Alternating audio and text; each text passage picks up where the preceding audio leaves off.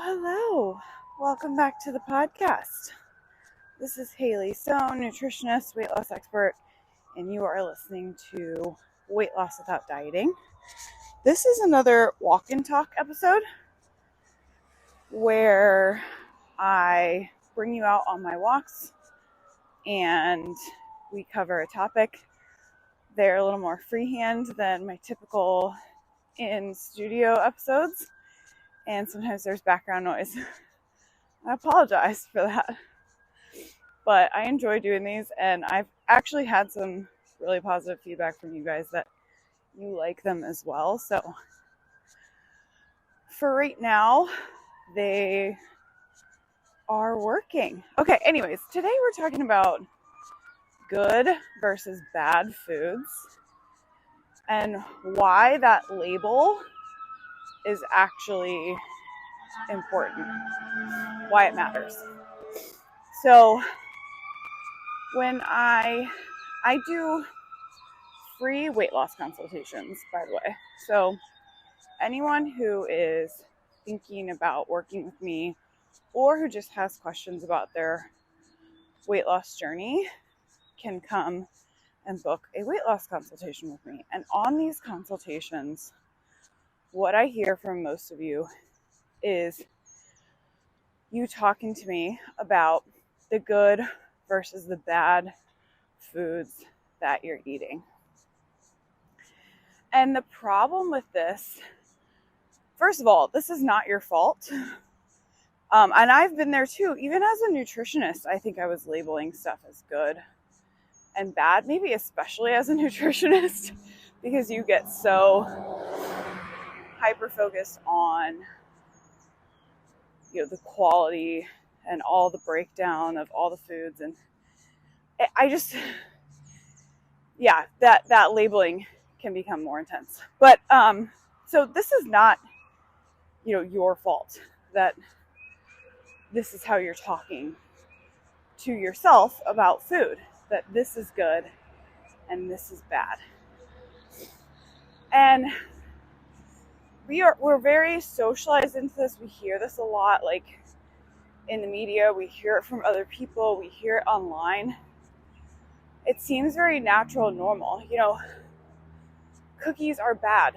They just are. Salads are good. They just are. It seems like these factual things to us. And so what we're going to be talking today isn't maybe so much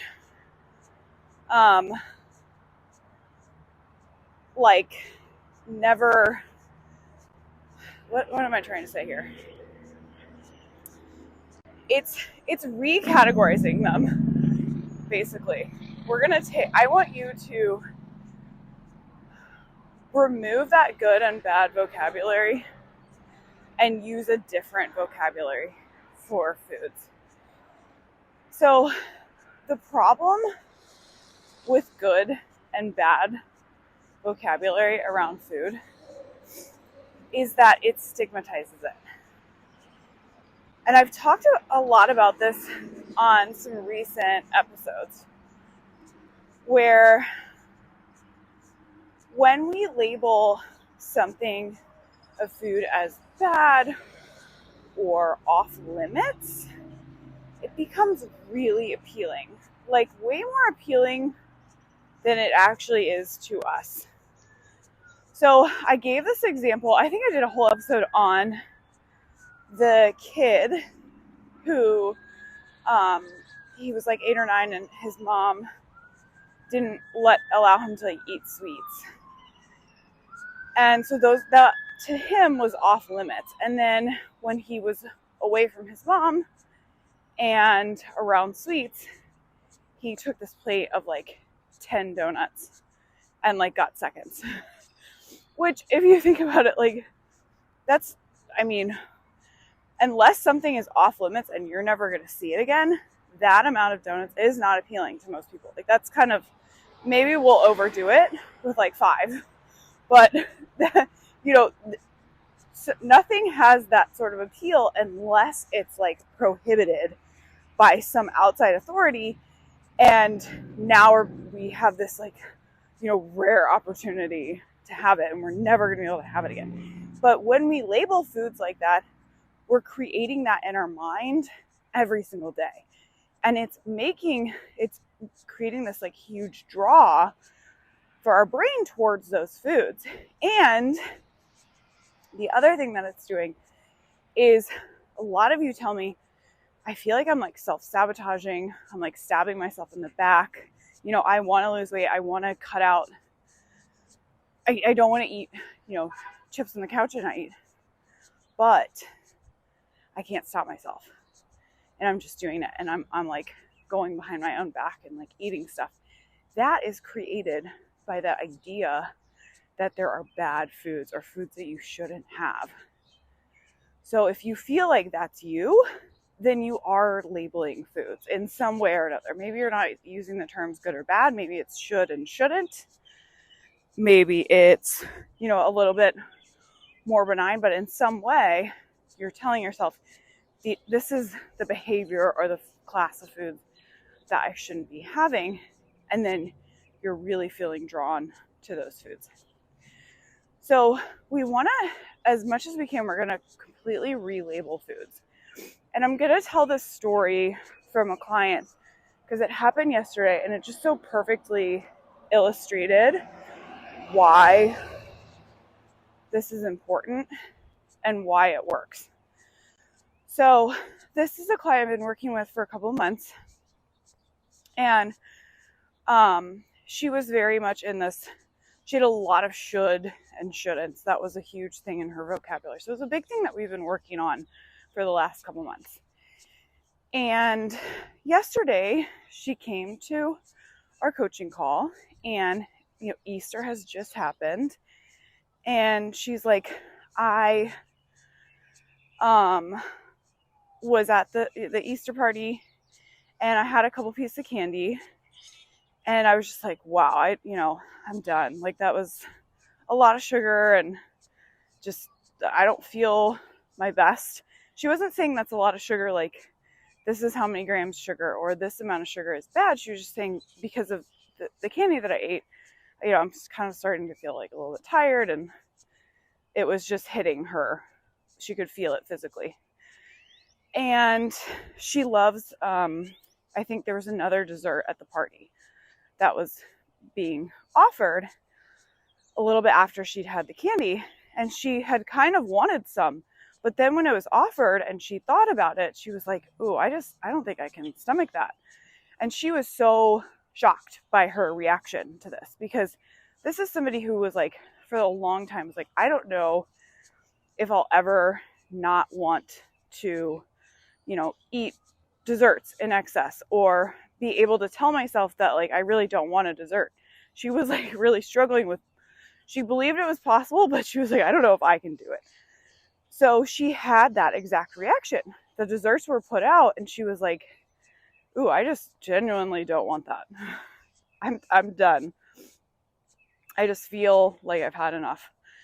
And I told her that's because, our kind of discussion around her big breakthrough in that area is because she wasn't there was no should or shouldn'ts with the candy or with the dessert. She wasn't thinking about it in terms of, well, I should have this dessert because, it's a special occasion. I should have more candy because this is a one-time opportunity to have candy. When else do I have this opportunity to have candy? She wasn't doing any of that. She wasn't saying, oh, I love this dessert, and this is the only time I'm going to be able to have it. She also wasn't saying, oh my God, I ate so much candy and I shouldn't eat this dessert, thus really increasing her desire to have the dessert and then probably having it. None of that came into her vocabulary. She just broke it down into, where do I feel physically? Like, how do I actually want this right now? And when we break it down that way, which I'm going to go into way more detail about what that looks like, then it's our choice. There's no outside restrictions on us. There's no outside authority telling us what we can and can't have. And we're not on the same token judging ourselves for what we've just eaten or for what we're wanting to eat. If something sounds good, we're not saying like, how dare you think that sounds good because you're trying to lose weight.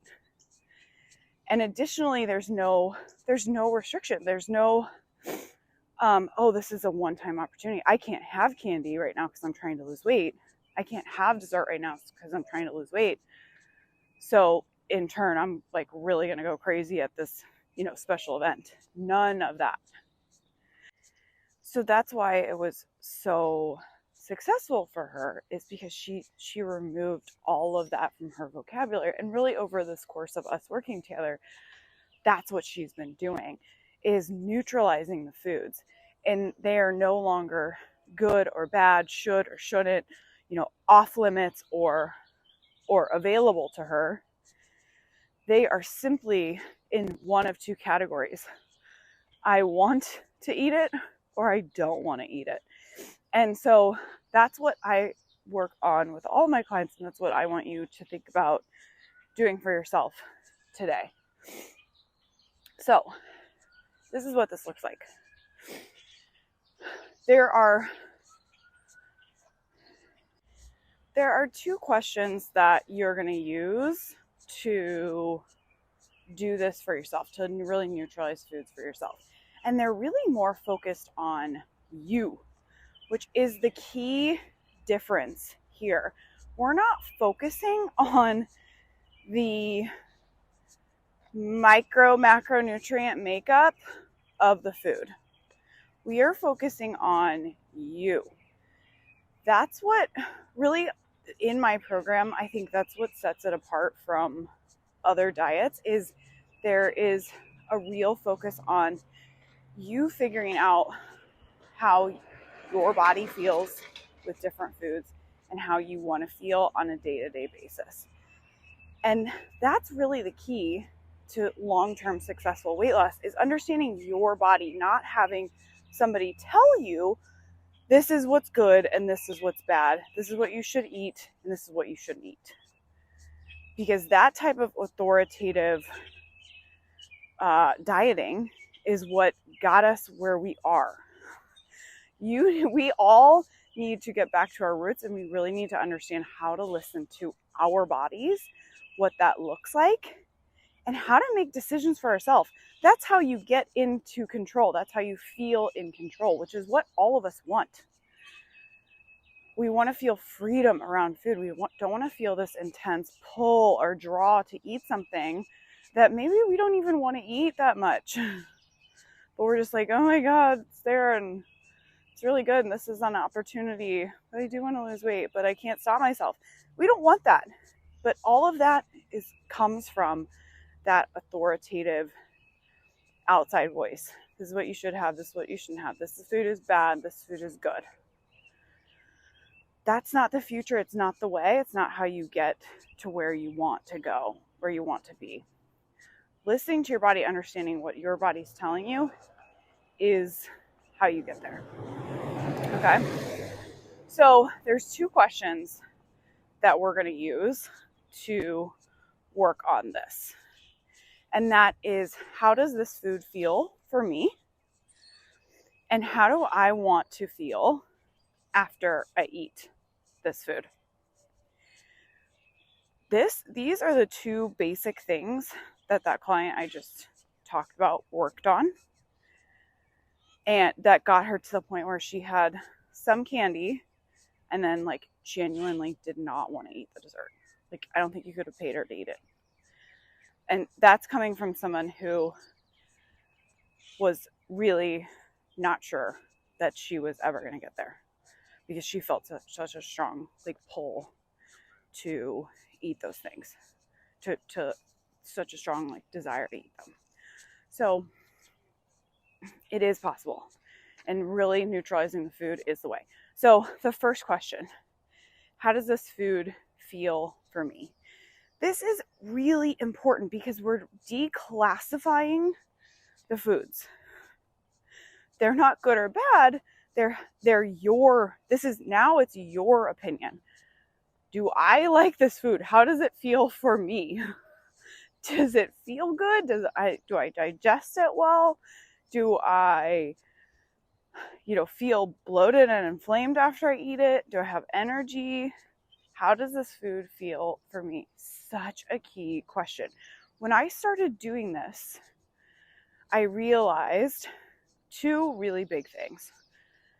So first, as a nutritionist, I was making these smoothies every morning with like a ton of, vegetable, like spinach and kale and avocado and banana and who knows what else I was putting in them. I don't even, flaxseed, chia seed, tons of stuff. Every night I was getting really sick. And I started dating my now husband. And he called that out to me. He was like, you're like kind of sick every night. You never want to do anything at night, like after work, because you don't feel good. You feel sick to your stomach. So maybe you need to like figure that out. And I was like, oh yeah, you're right. And I realized I'm making this smoothie with like so much stuff in it. I can't break it down. It's making me sick to my stomach. My stomach was so bloated. I felt so just terrible. And so that was like a first, like that was an eye-opening moment for me. Like this would check every box for healthy in most people's books. It's not working for me. It's not working for me. And then the second one, I was eating like a ton of salads. Like if I went out to eat, it was salad. Salad's healthy. It's a good option. All those things. And I kind of realized when I started asking myself these questions, I don't really like salad that much, especially like certain types of salad. There's some salads during some times of year that will really appeal to me, especially right now when I'm pregnant and the weather's starting to warm up. They're like amazing. But for the most part of my life, I don't really like salads. All my clients, when I tell them that, I think I must mention it somewhere in the program because people come to calls and they're like, you don't eat salad. No, I really don't. I don't like that. So if I'm out to eat, I'm looking for other options. I'm rarely going for a salad. I might have like a little dinner salad, but that's all to say that checks a healthy box. But do you actually like salad? Does it feel good for you? Does it digest well for you? Do you enjoy the taste? And maybe there's some salads that you really like and some that you don't. Once you like think this through. And maybe it's at certain times of year that they really appeal to you. And other times of year, it's just like, it's a no. Such an important question. How does this food make me feel? So that was a big one for this client who she had the candy and she started to realize this is not making me feel that well. It's kind of, the sugar is hitting me in a way that I'm feeling like kind of tired, kind of groggy, not my best. And so when the second dessert was offered, or I guess it wasn't the second dessert, it was the dessert. She just had already eaten a little bit of candy. She was like, I don't want any more of this. Like, yes, that would be delicious, but I'm done. I don't want to feel that. I don't want this feeling that I'm experiencing to get more intense. How does this food make me feel? So there was no judgment for her around the candy that she had eaten or the upcoming dessert. And I kind of went through that before. It's a special occasion and I should have it and I shouldn't have eaten the candy. Like all those things. She dropped all of it. She really just focused on how does this food make me feel? Now it's your choice. When it's your choice, you get to decide. And I said that to her. I was like, you could have had the dessert. Like you could have chosen that. She's like, I just couldn't. There's no way. I didn't want it. And that's what we're working towards. Is that place where in a few short months, that's a really easy choice for you. And you're just like, oh yeah, no, I can't. I don't want that. You can be that person. It is totally possible. You have to turn this around on yourself and start trusting yourself to listen to your body and to make these decisions. By the way, her scale was down the next day. So she had candy on Easter. I can't remember if she said she had any other like indulgences, but she lost weight the next day. Whereas previously, the scale would have been up a couple of pounds because, well, I shouldn't have it, but it's a special occasion, all those things. But just turning this question around on herself, she enjoyed her Easter. She got to eat candy and she lost weight. That's what we're going for. That's what this is all about. So, second question, how do I want to feel after I eat? This is really putting things in perspective for you. So you're going to have to know the answer to school bus. The answer to that first question. How does this food make me feel? And use that question in tandem with this other question. How do I want to feel after I eat this? And the way I like to pose that is like thinking about your day. So let's say it's lunchtime and you have a busy work day and you've got to pick up the kids after work and run them around until 8 o'clock at night. And then you've got to like put a meal out, feed everybody, get everybody to bed. How do I want to feel after this meal?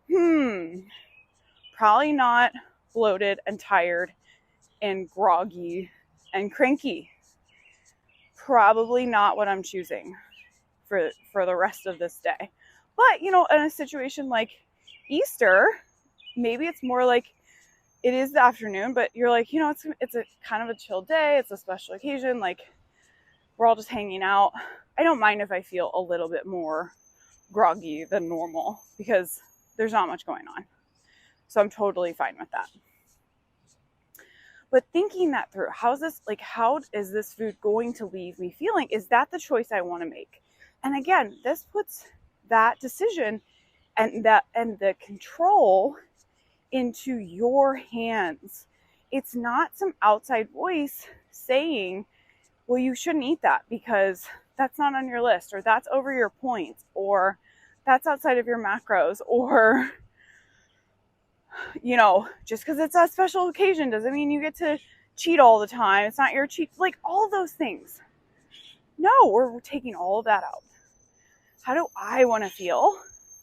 I get to decide. And if I decide I'm going to feel crappy for the rest of the day, that's still my choice. I still get to make that choice. And I get to evaluate it later. Maybe the next day it's like, that I didn't like that choice. That was not, I don't want to do that again. But you get to see that for yourself.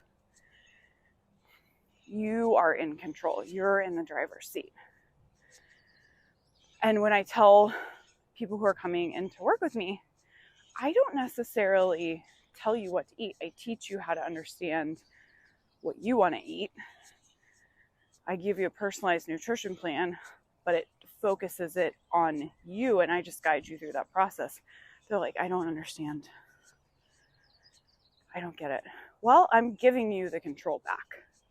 I'm teaching you how to get into control, how to take ownership of your food decisions so that this is, this becomes who you are for the rest of your life. You get to walk away from me and you know how to make these choices for yourself. You're always in control. And you always get to choose how you want to feel. You get to choose if you're going to have the candy and feel a little bit more tired. Or you get to choose if you're like, yeah, I don't want to feel that way right now. No way. Way too busy.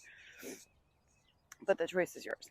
So those are the two questions, and they're going to be astounding for you. They're so, so helpful and so eye-opening. So definitely put those to use and see how things feel for you. I'm also going to put the link for the weight loss consultation in the podcast notes because this is a diagnostic call. Yes, I'll answer all your questions about losing weight or your journey, but I'm also going to tell you what type of weight loss resistance you have, which in my experience, everybody falls into one of three categories and sometimes more than one. But there's 3 weight loss resistant categories. If you're struggling with your weight, you're in one of them, and you're not going to see success in your journey until you solve that. So this call is really helpful because I'm going to give you that information, and you're going to walk away knowing, okay, this is where I am, and this is what I need to do in order to move forward and actually start seeing some weight loss success that actually feels good. All right, y'all. So I will see you on the next episode. Thank you for listening. Bye-bye.